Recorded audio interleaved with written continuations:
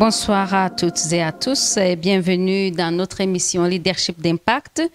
Ce soir, nous allons poser une question qui est simple, mais qui est un peu challenging, qui pose beaucoup de défis. Est-ce que l'Afrique est vraiment libre? C'est la question qu'on va analyser ici. Comment peut-on parler de la liberté de l'Afrique tout en nageant dans la mauvaise gouvernance dans la plupart des pays? Ce soir, nous allons analyser cela. Ça fait plus de 60 ans que nous parlons de la liberté de l'Afrique. Nos pays ont été indépendants. Ça fait 60 ans au moins, mais les drapeaux ont changé, les constitutions aussi.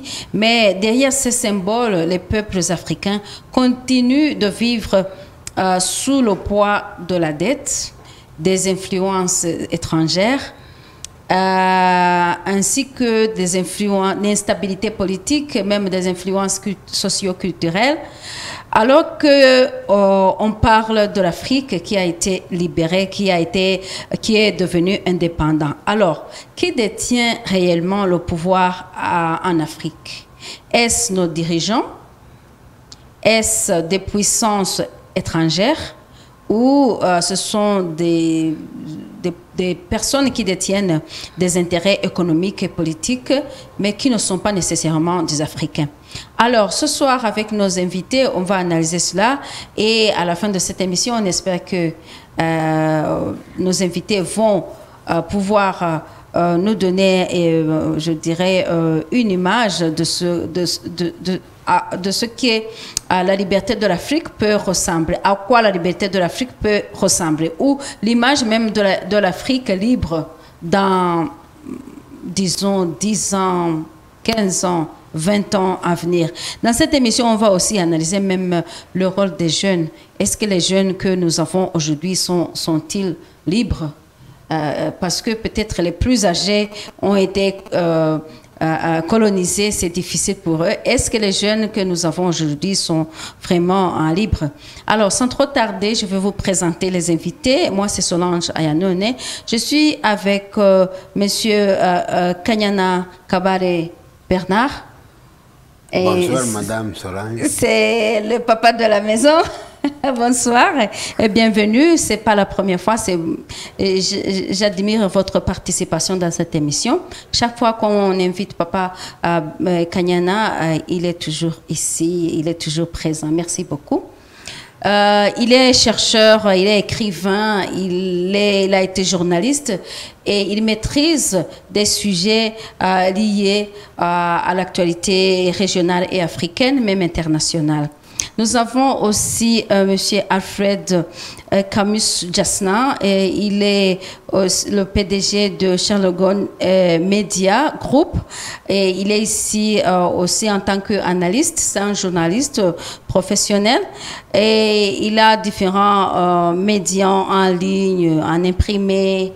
Il a une grande expérience aussi dans l'analyse des sujets politico-économiques liés à l'Afrique.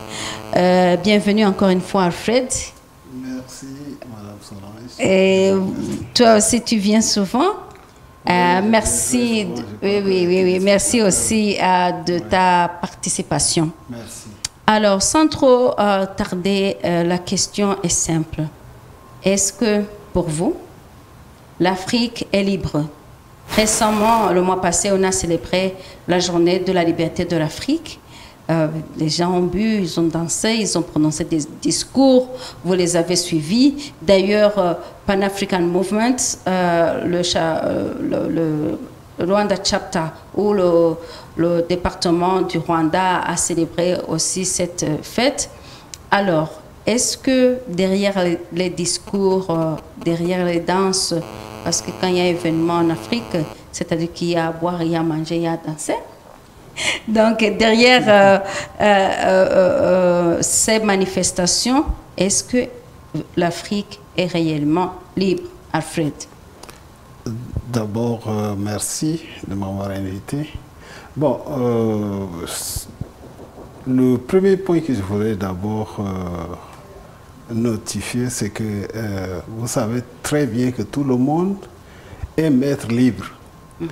Alors, ça, c'est le commun de tous. Mais cette liberté, elle est chère. Elle coûte.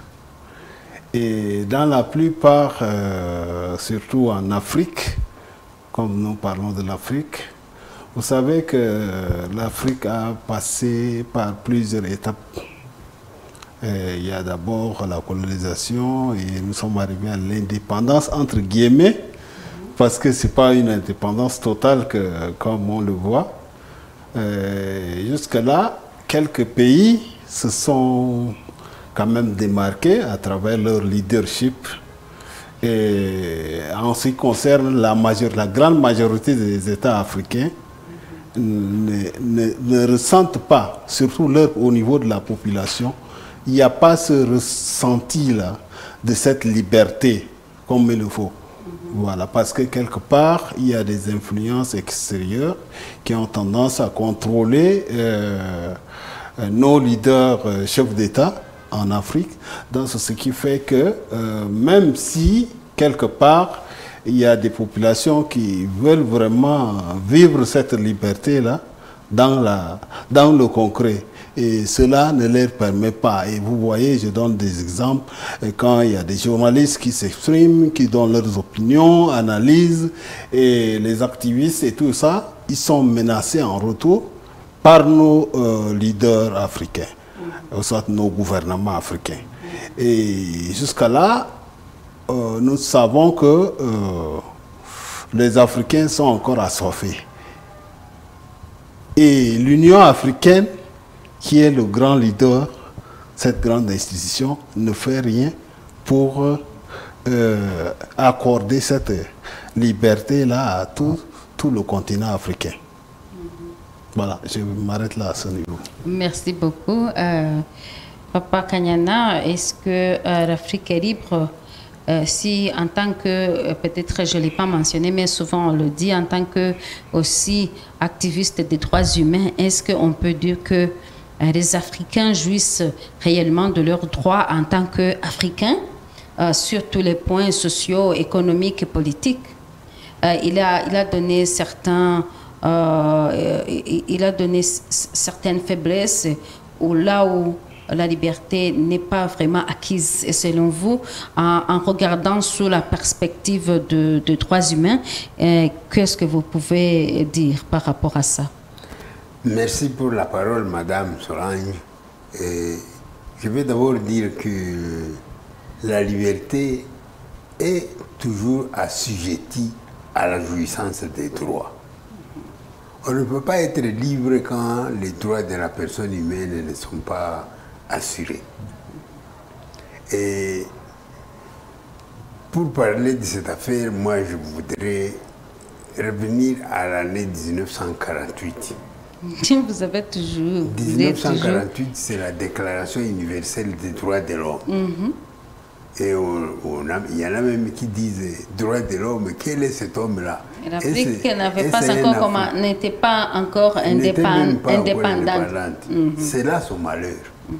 Ce sont les colonisateurs qui ont prononcé la Déclaration des droits de l'homme et qui ont mis en place toutes les conventions pour protéger, pour permettre à leur pays de se développer en grande vitesse. Et nous, on nous a à un moment donné appelés arriérés, sous-développés. Et puis à un moment donné, on a négocié en voie de développement, comme si eux étaient déjà arrivés au bout du développement. Et peut-être que c'était en voie par rapport à eux qui étaient un peu loin vers ce développement. Non, madame, le développement, ce n'est pas les biens matériels, ce n'est pas ce qu'on voit en Europe, ce n'est pas ce que nous voyons en Occident. Le développement, c'est global. Il faut d'abord la mentalité, il faut le respect de la personne humaine, l'absence de racisme. Il y a beaucoup de choses qu'on ne respecte pas dans le monde qu'on appelle développé. Là-bas, il y a encore la discrimination raciale. Comment on peut être développé tout en discriminant les autres. Quels sont les droits pour vous qui ne sont pas respectés au niveau de l'Afrique? Nous avons deux catégories de droits. Il y a les droits civils et politiques et il y a les droits économiques, sociaux, culturels. Et l'Union africaine a ajouté droit au développement. Ça veut dire que pour les droits civils et politiques, les initiateurs de ces droits-là, ils ont fait en sorte que ce soit une part qui est gardée pour eux. Vous vous rappellerez de ce qui s'est passé aux États-Unis il y a 2-3 ans, lorsqu'un policier a piétiné M. Floyd. Un policier a piétiné M. Floyd sur la voiture et tout le monde regardait. Mais comme ce n'était pas un blanc, on n'a pas réagi. Il a succombé. Et après, on a manifesté. C'était en Amérique. Alors, revenons ici en Afrique. Même s'il n'avait pas le droit de piétiner ou de tuer ce noir américain, mais ici, quels sont ces droits donc ici, chez nous. Qui ne sont pas respectés. Ces droits, les droits civiques sont nombreux. Prenons quelques-uns qui ne sont pas respectés dans la plupart des pays africains. Le droit à la vie, par exemple. Vous trouverez que dans beaucoup de pays, il suffit qu'on vous suspecte d'avoir trahi la nation et on vous condamne à mort. La peine capitale, elle est encore d'usage dans beaucoup de pays africains. La peine capitale, c'est-à-dire vous supprimez la vie d'une personne. C'est contre les droits civils et politiques.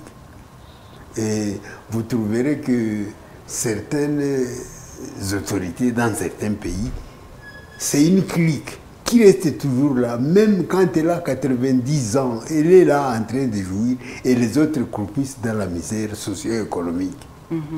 Alors, avant de jouir, pour nous les Africains, avant de jouir des droits civils et politiques, notre confrère l'a dit, tout le monde naît libre. Mais alors, plus nous grandissons, plus les uns passent à travers la misère et ils ne voient même plus le droit à la vie parce que les gouvernements et les États ne les protègent pas. Vous verrez que même les droits civils et politiques qu'on qualifie d'être les plus importants, les plus répandus, les plus utiles à être protégés par les gouvernements, quelqu'un qui est affamé ne peut pas espérer avoir les droits civils et politiques protégés alors qu'il n'a même pas mangé. Il n'a pas dormi, il n'a pas de maison, il n'a pas d'eau potable, il n'a pas de soins médicaux. Comment il va espérer vivre? Et tout cela, malheureusement, a été phagocyté par le système colonial qui nous a mis les bâtons dans les roues en mettant en place, par exemple, un homme politique qu'on veut. Vous voyez, les premiers hommes politiques après 1960, ce sont des personnes qui avaient étudié soit en Europe ou qui étaient connues par eux. Et on les a mis en place. Et ces gens-là, quand ils sont en place, certaines autorités, même aujourd'hui, servent les grandes puissances au lieu de servir leur peuple. Donc, pour vous, la plupart des droits ne sont pas respectés dans ne sont pas encore respectés, mais il y a quand même une démarche, il y a espoir, parce que les gens commencent à revendiquer, ils commencent à parler. Même maintenant que nous débattons à la télévision, c'est une liberté que nous avons.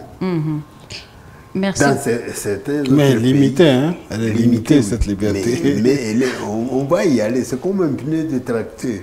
On va avancer. Justement, j'allais vous poser la question sur les signes de mauvais. Nous avons parlé de la liberté et de l'Afrique et de la malgouvernance ou la mauvaise gouvernance. Est-ce qu'il y a des signes qui montrent que la bonne gouvernance manque vraiment en Afrique? Et je pose cette question à Alfred en se basant sur un contexte qui est même débattu, là où on dit que ce ne sont pas les Européens qui doivent dicter de la gouvernance qui est appropriée aux Africains. Alors, comment pouvez-vous répondre à cela, les signes de mauvaise gouvernance par rapport aux standards de gouvernance qui ont été identifiés ou mis en place par les Occidentaux et les Africains, est-ce qu'ils cherchent leur propre gouvernance ou la bonne gouvernance ou la gouvernance est universelle et il n'y a rien à discuter? Parce que les gens débattent sur cela, ils disent non, on dit qu'il n'y a pas de liberté de ça, c'est par rapport au contexte américain, au contexte européen, mais ils ne se dérange pas pour analyser le contexte africain. Je ne sais pas si je me fais comprendre. Bon, je peux répondre à cette question. Bon, d'abord, on peut dire ici la liberté. Vous savez très bien que les Africains, avec leurs leaders, je vais d'abord commencer par l'Union africaine. L'Union africaine qui est une institution qui a été créée pour gérer les affaires politiques et même sur tous les plans, c'est-à-dire gérer la nation africaine à travers leurs leaders. Vous savez que l'injustice a commencé, d'abord je vais parler de la libre circulation. Cette libre circulation, elle est d'abord garantie par la Déclaration universelle des droits de l'homme en son article 14. Et au niveau de l'Union africaine aussi, il y a le projet ZLECAf, Zone de libre échange économique africaine. Donc, ça a été créé, je crois, il y a quelques années. L'Union africaine a mis sur pied le passeport africain en 2016. Et depuis 2016, qu'est-ce que moi, en tant que citoyen africain ou bien leader d'opinion, je peux constater? Nous constatons avec un grand regret d'ailleurs, parce que les leaders de l'Union africaine, eux, ils ont le droit de détenir le passeport diplomatique pour circuler librement comme ils veulent.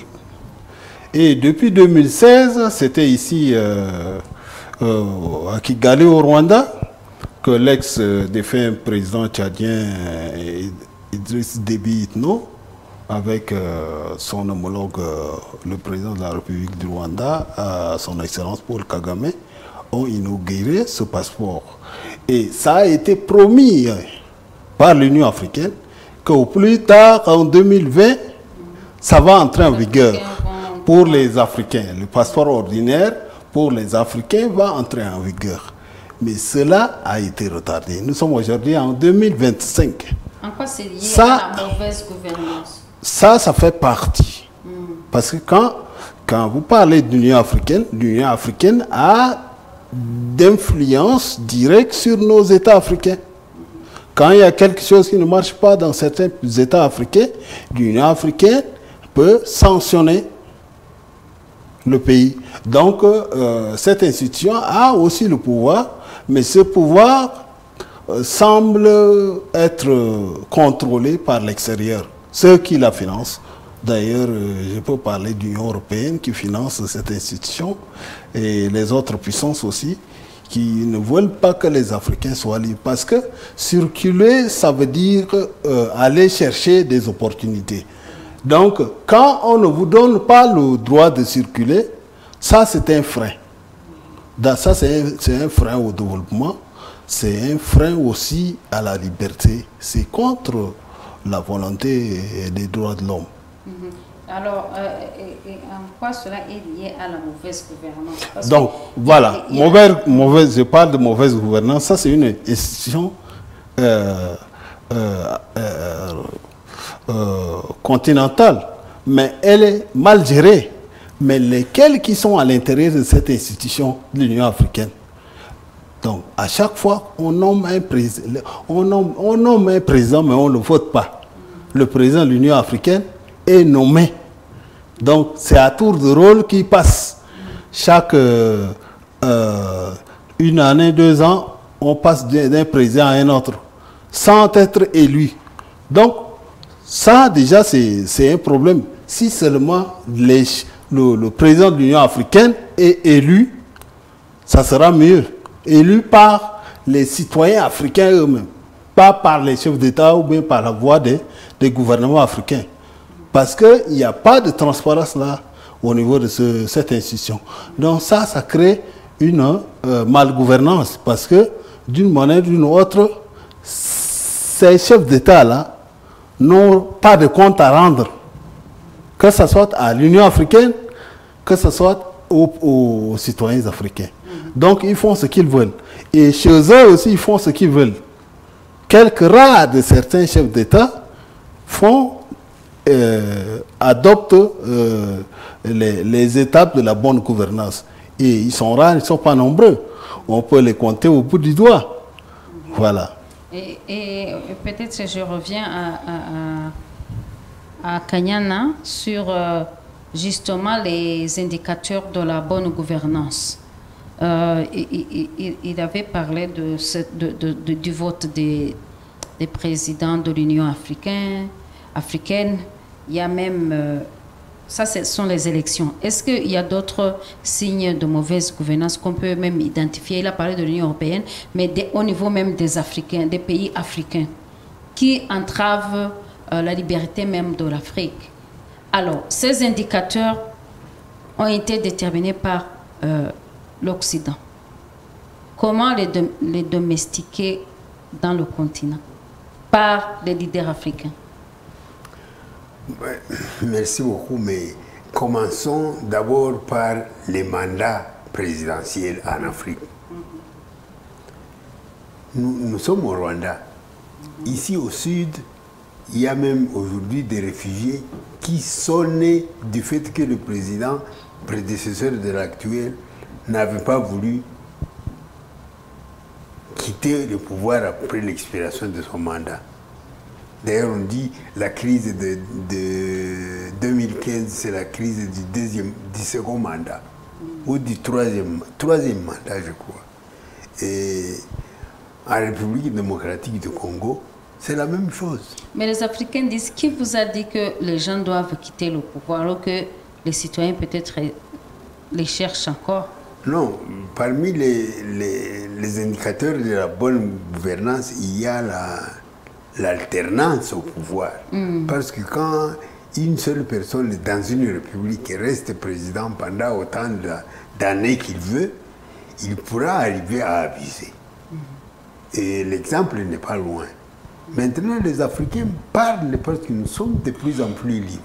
Je peux parler du Cameroun. Un président qui ne vit même pas au pays, mais qui reste là. Et il n'assiste jamais au Conseil des ministres. Pourquoi les Camerounais ne le remplacent pas? On ne les remplace pas parce que justement... Parce qu'ils le veulent, comme ça, ils sont tranquilles.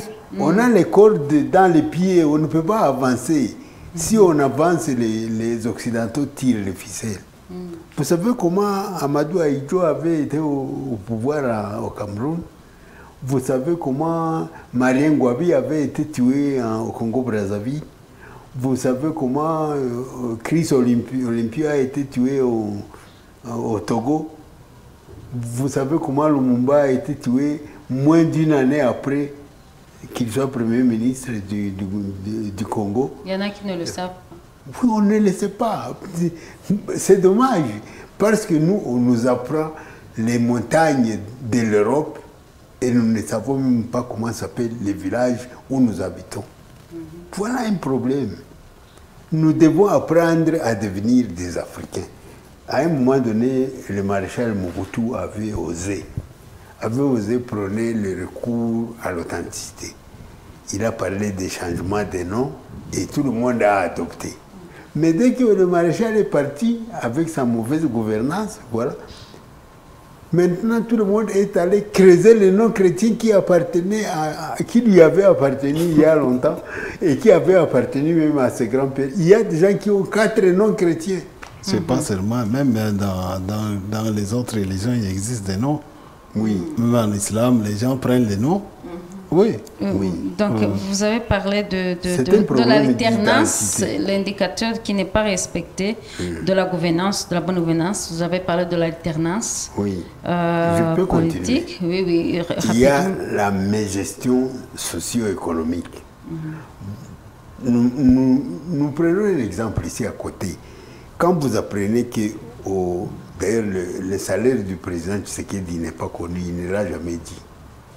Mais nous savons que le sénateur n'a pas moins de 35 000 $ par mois. Et le député n'a pas moins de 21 000 $. Pendant ce temps-là, le militaire a 80 $ par mois. L'enseignant a, je crois, 120 ou 130 $. Est-ce que l'image du Congo reflète la réalité africaine? Oui, mais le Congo, c'est le pays le plus richissime du continent. Oui, mais... C'est celui-là qui devrait faire la locomotive pour charrier tous les autres. Oui. Et si au Congo, il n'y a même pas la paix aujourd'hui, c'est parce que justement, on ne voudrait pas lâcher les chaos là-bas. Si on lâche les chaos là-bas et que le Congo s'organise, le monde entier va se mettre à genoux. Donc la mauvaise gestion de la chose publique. Oui, la mauvaise gestion de la chose publique. Et puis l'éducation elle-même. On nous éduque, on nous apprend ce qu'apprennent les petits blancs. On ne nous apprend pas ce qui est utile à l'Afrique. Et d'ailleurs, comment? Je vous ai donné l'exemple du cours de géographie. Nous savons, aujourd'hui, je peux me rappeler même, la végétation qu'on appelle toundra. Toundra, vous avez appris ça? C'est la végétation de l'Union soviétique. Mais on ne connaît même pas les sortes d'arbres qui sont dans la forêt de Nyungwe. C'est vraiment dommage. Est-ce que la géographie, il n'y a pas une géographie qui est enseignée au niveau de chaque pays?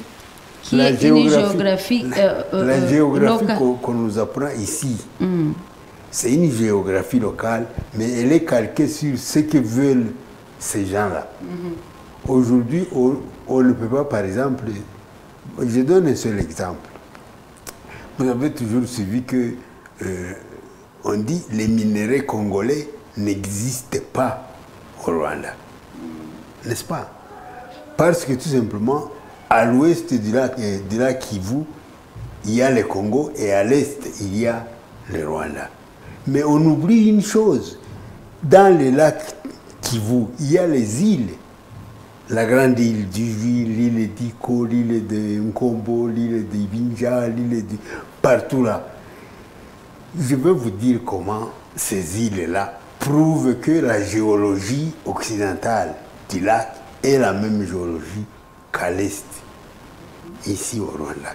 Ça veut dire, on parle de la crête Congo-Nil, à partir de Nyungwe jusqu'à Kibuye. L'eau du côté ouest et descendait et entrait dans le lac Édouard via le lac Albert et dans le fleuve Nil, n'est-ce pas? Et l'eau de ce côté-là entrait dans le lac Victoria et partait. Mais alors, quand il y a eu éruption volcanique, les volcans Moabura, les volcans Mikeno, les volcans Nyiragongo, les volcans, tout, il y a une chaîne de volcans là-bas qu'on dit.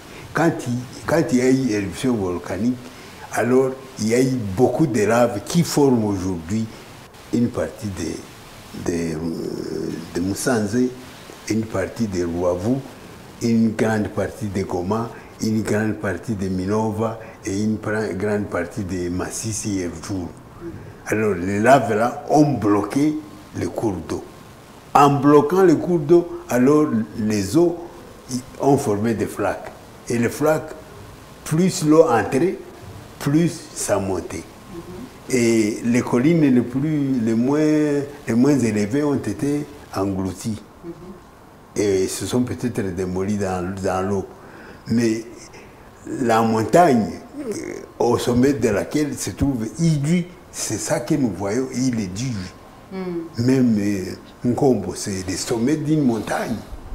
Même Iko, du côté de l'autre côté, c'est toujours le sommet de la colline. Ça veut dire que les mêmes montagnes, de l'ouest, les mêmes montagnes, là où se trouve le lac Kivu aujourd'hui, les mêmes montagnes se retrouvent au Rwanda. La même géologie. S'il y a la cassiterite à l'est, il y en a au Rwanda. S'il y a l'or à l'ouest, il y en a à l'est. Et vous allez trouver ça dans... Et pourquoi vous, les Africains, vous n'enseignez pas vos enfants la géographie locale? Mais je vous ai dit qu'il y a un problème d'éducation. Ça veut dire... Justement. Les grands concepteurs... Vous l'avez déjà identifié. Les grands concepteurs du système d'éducation en Afrique sont les colonisateurs. Les experts qui venaient même nous faire la constitution, ce sont des Européens. Okay. Les experts qui venaient nous dire comment enseigner, ce sont les Européens. Comment voulez-vous qu'ils vous disent ce qui est important à vous? Ils ne vous disent que ce qui est important à eux. Ça, c'est au niveau de l'éducation. On ne peut pas finir tous les indicateurs de la mauvaise gouvernance, mais vous avez souligné certains. Est-ce qu'il y a d'autres exemples que le Congo ou d'autres pays qu'il a mentionnés, là où on peut dire ici, dans ce pays, il y a vraiment mauvaise gouvernance? Nous parlons de l'Afrique.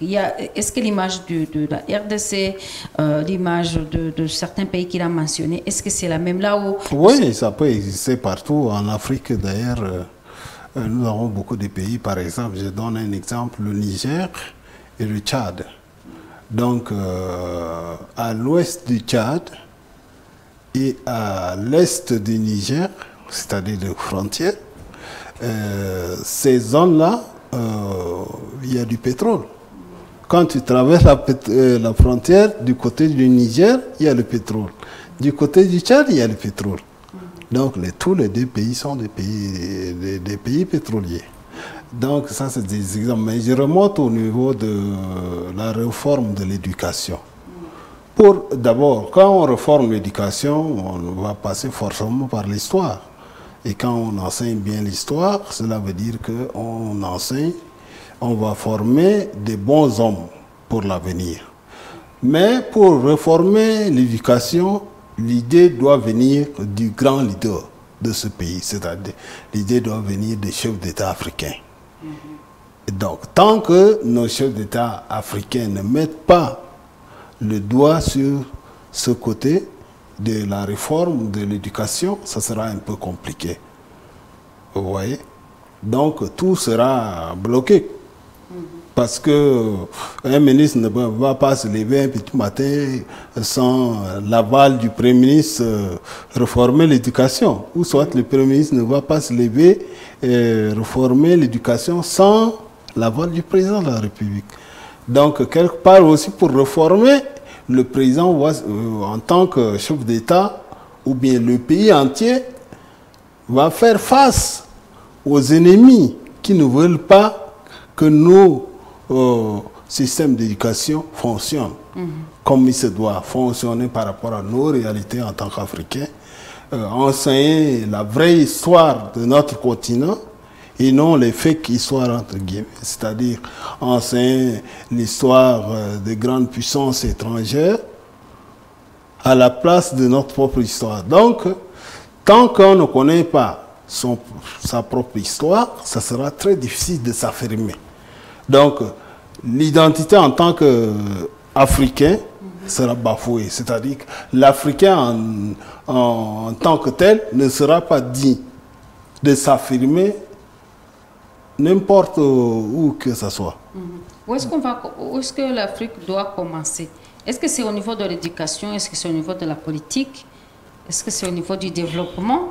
Vous allez peut-être me dire que c'est la question de l'œuf et de la poule.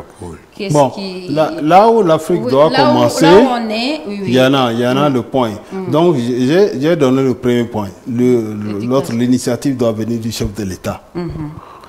Mais si le chef d'État ne fait pas, quelle est cette force qui va motiver le chef d'État à agir? C'est-à-dire la société civile, la nation. Si cette société civile, elle est constituée de bons leaders, les leaders des sociétés civiles, ils peuvent faire pression sur un État ou soit le chef d'État Voilà, parce que la société représente la nation. Et quand la nation est jalouse vraiment de son histoire, elle veut s'affirmer, et si le chef d'État ne le fait pas, ils peuvent le démettre, parce que la nation est une force. Est-ce que c'est possible en Afrique de mettre un président, ou c'est la théorie?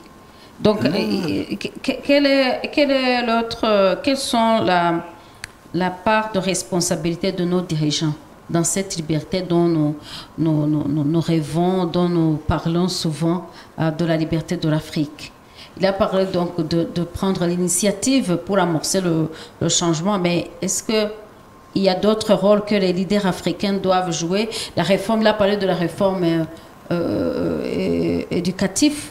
Quel est l'autre rôle que les leaders africains doivent jouer? Parce qu'on ne peut pas toujours continuer à dire non, on a été colonisé, alors. Non, mais moi, je trouve qu'il y a quand même espoir. Oui, qu'est-ce qui doit être fait Nous par parlons nos dirigeants? de la liberté, c'est un concept très global, très grand. C'est comme un parapluie au-dessus de nous. Nous ne savons pas maîtriser cette liberté. C'est comme la pauvre démocratie là. La démocratie aussi, c'est très grand et on voudrait nous l'imposer. Alors que la démocratie, elle est toujours contextuelle et elle dépend de comment, de ce que vous voulez, de là où vous voulez aller et comment y aller. Ça, le chef de l'État du Rwanda l'a dit. Et son Excellence Paul Kagame, je crois que c'est une sorte de lampion dans l'air qui inspirerait tous les autres. Voyez le président du Burkina. Aujourd'hui, il est en train de dire nous ne pouvons pas continuer à traîner, à agir conformément aux autres. Agissons conformément à nous-mêmes et allons où nous voulons aller. Donc, j'espère que bientôt il y aura élection et on va le réélire s'il est encore là. Parce que beaucoup de gens commencent à s'inquiéter, on dit on va peut-être le tuer, mais il a évité à plusieurs coups d'État. Qui n'est pas mortel sur cette terre? Mais pourquoi on doit toujours attaquer les présidents, faire des coups d'État en Afrique? Est-ce qu'il n'y a pas moyen de se transmettre le pouvoir pacifiquement? Mais ces coups d'État ont aussi une origine, madame. Je vous ai cité, Lumumba n'a pas fait une année. Oui, ça je l'ai On l'a même mis dans les fûts pour qu'il n'y ait même pas un cheveu qu'on voit. Alors, revenons sur le rôle de nos leaders. Dernièrement, on a amené un grand cercueil avec une seule dent. Ça, c'est un mépris. Revenons sur le rôle des dirigeants. Mais nos dirigeants viennent aussi de quelque part. Il commence à y avoir certains dirigeants, comme notre ami l'a dit, il commence à y avoir certains dirigeants qui se défendent de ces cordes-là qu'on leur a mises pour ne pas agir librement. Certains commencent à chercher à agir librement. Et nous espérons que la liberté, je vous ai dit, c'est comme les pneus de tracteurs agricoles, c'est très grand. Ça va très doucement, mais nous y allons quand même. Commençons par ce qui s'est passé dans ce pays. Vous avez été témoin, madame. Vous avez vu que dans ce pays, on apprenait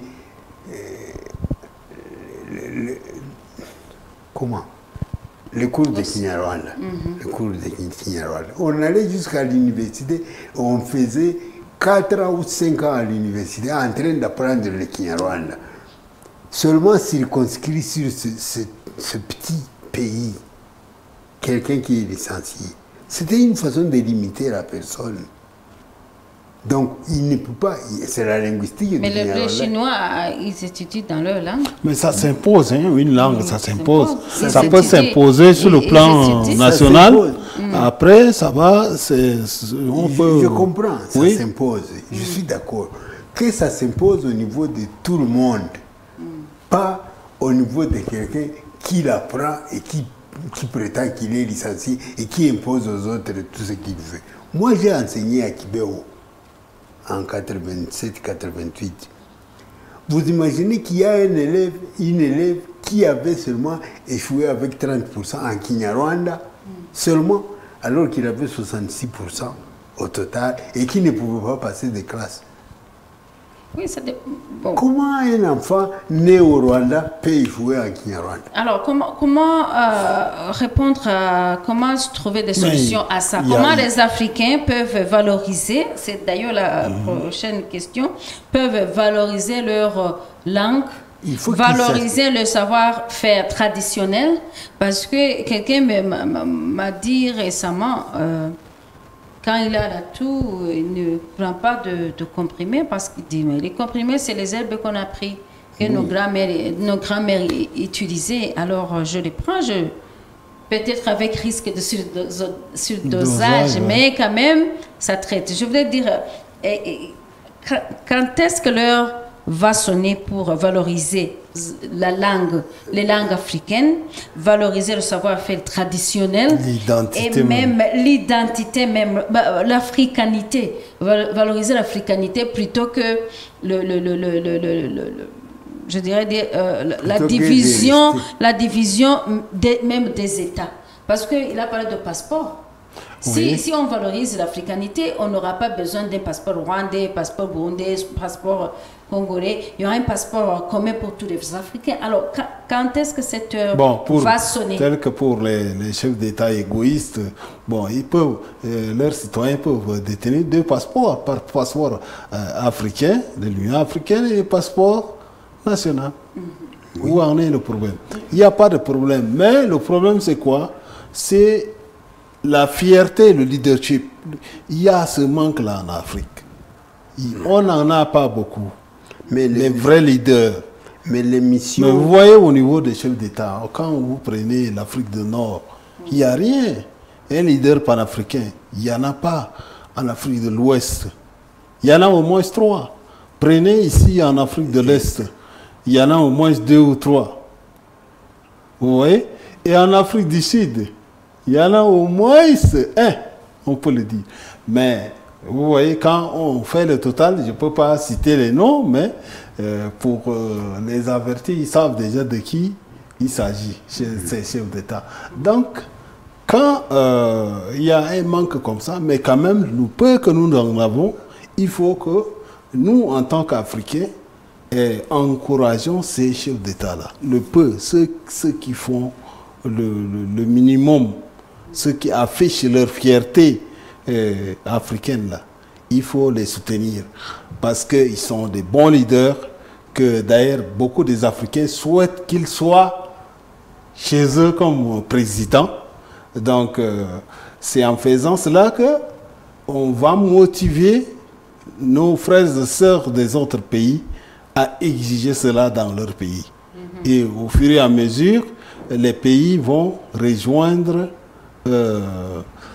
ces chefs d'État des pays qui affichent leur fierté, qui gouvernent bien, qui appliquent la bonne gouvernance dans leur pays. Et le rôle des jeunes sera lequel?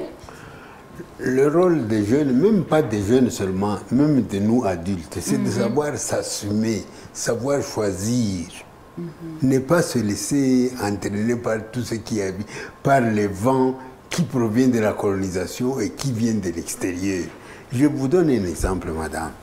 Même maintenant, nous sommes dans un débat intitulé Leadership d'impact. N'est-ce pas? Oui. N'est-ce pas déjà un grand pas? Vous savez, vous pensez que cette émission peut avoir lieu dans n'importe quel pays au monde, en Afrique? Il n'y a pas 5 pays.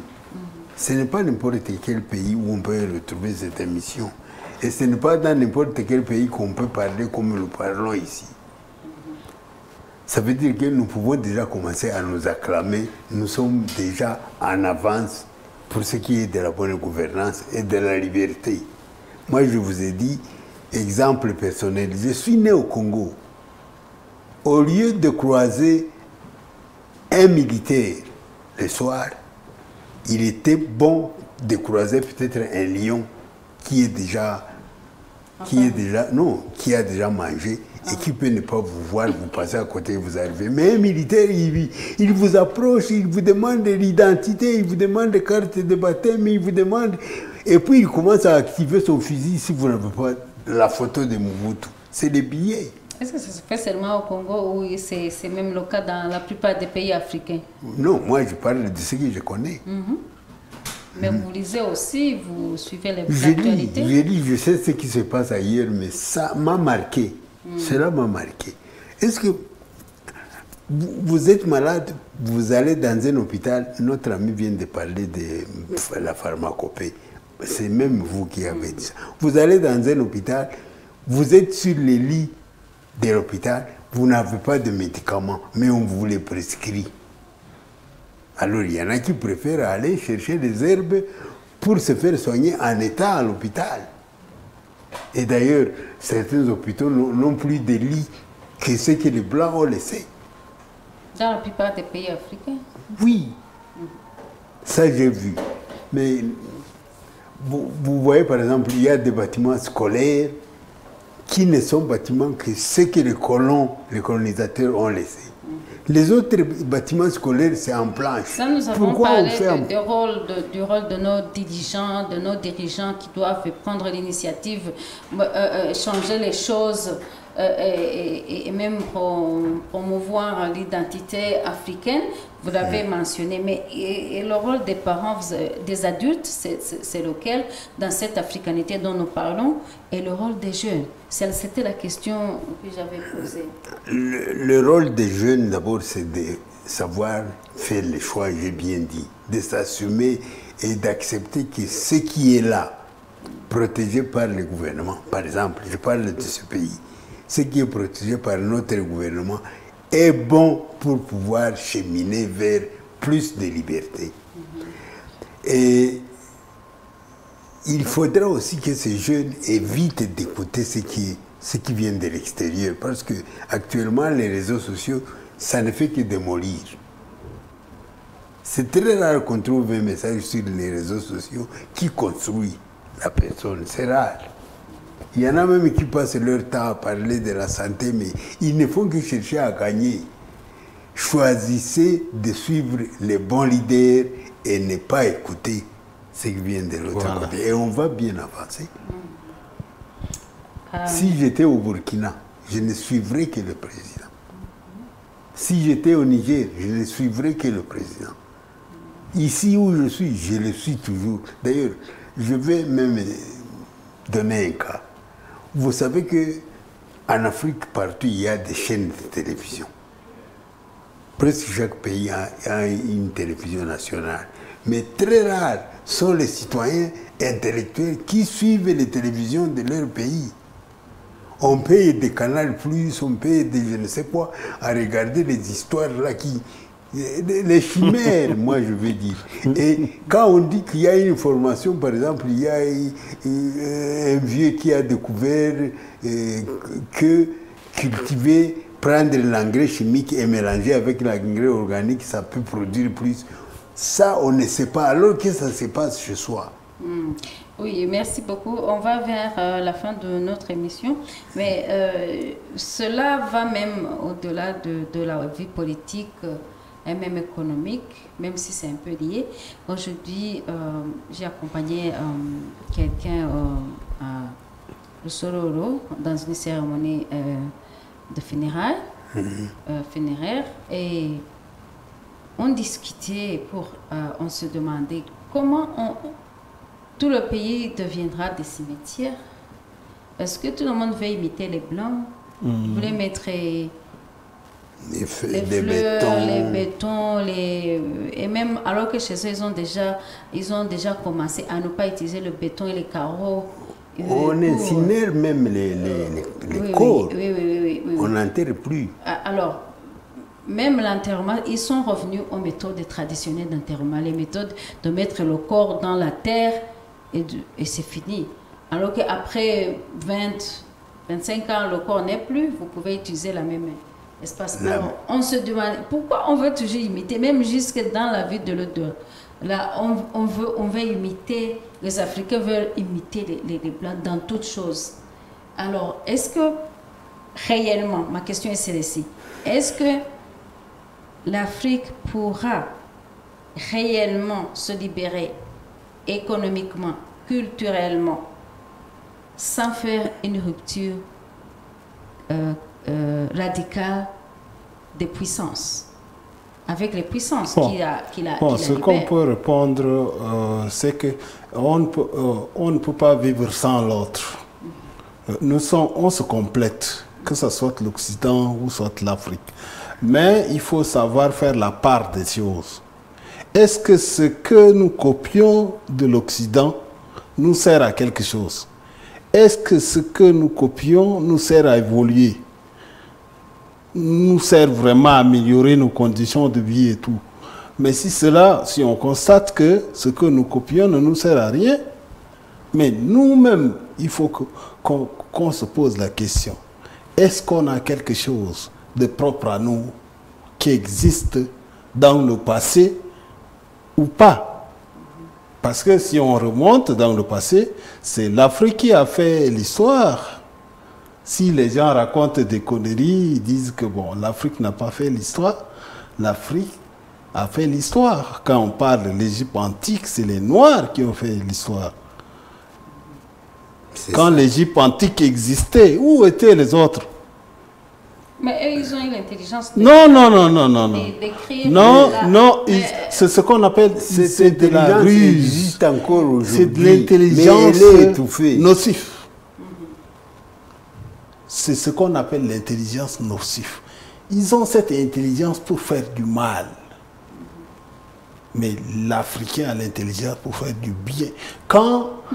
À l'époque de l'Égypte antique. Qui empêche les Africains de parler de cette histoire, Bon, vous savez, comme l'origine de l'humanité a commencé en Afrique, l'Africain a tendance à être beaucoup plus humain que les autres. Donc, par humanisme, l'Africain fait confiance aux autres. Et quant aux autres, à leur retour, ils font la trahison. C'est ce que nous vivons. Donc maintenant, ce que les Africains doivent faire, c'est quoi? C'est de faire retour à leurs ressources. Abattre les faux noms, parce que le nom détermine l'être humain. Parce que le nom est un influent. Le nom est comme nous commande, notre nom nous commande. Parce qu'un nom qui n'a pas de sens, cela veut dire que ton existence n'a pas de sens. Je ne peux pas aller prendre un nom, bon, mon prénom par exemple Alfred, Alfred ne veut rien dire. Mais Jasna a un sens. Jas veut dire capable. Na veut dire tous. Jasna, tous égaux. Donc ça a un sens. Ce nom me définit. Donc il faut retourner au nom. Oui. Il faut retourner au nom. C'est pourquoi le blanc, bon, je peux dire que le plus intelligent a su dès le début que ces gens, il faut leur enlever leur identité, les tromper, leur donner quelque chose qui n'ont rien à voir avec leur... Parce que quand on prie, maintenant, quand on parle de la spiritualité et tout, quand on prie, on va prier avec quel nom? Est-ce que nos aïeux connaissent nos noms, Alfred et tout? Non. Il y a une suite logique. Donc nous sommes coupés. Les Africains d'aujourd'hui, la plupart, la majorité, sont coupés. Ils ont coupé les liens avec leurs ancêtres. D'où la souffrance des Africains. Il faut garder ce lien-là. Parce que l'Afrique a enseigné l'euro. L'Afrique a enseigné toute l'humanité. Les Pythagore, les Newton, tous ces gens-là qui ont venu apprendre la philosophie en Égypte.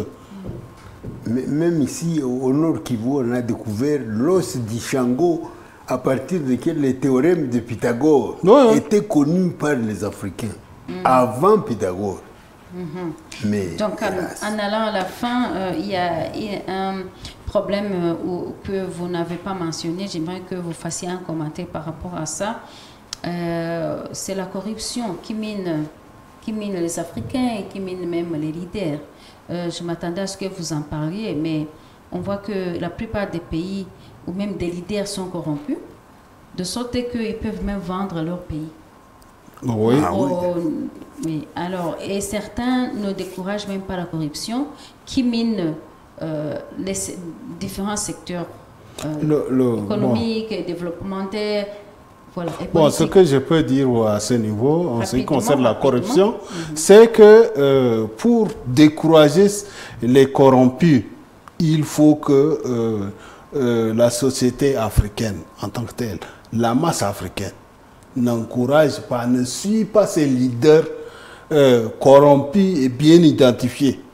Il ne faut pas les suivre, il ne faut pas les écouter. Et les leaders d'opinion et tout.